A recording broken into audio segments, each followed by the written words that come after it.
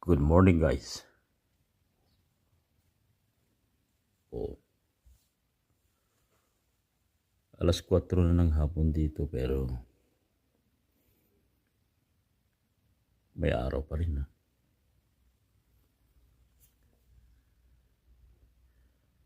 Bundok. Meron pa rin ice dun sa sa tuktok. Matindi talaga.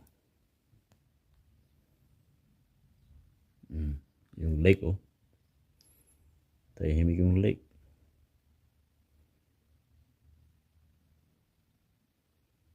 Ang ganda ng view na yan.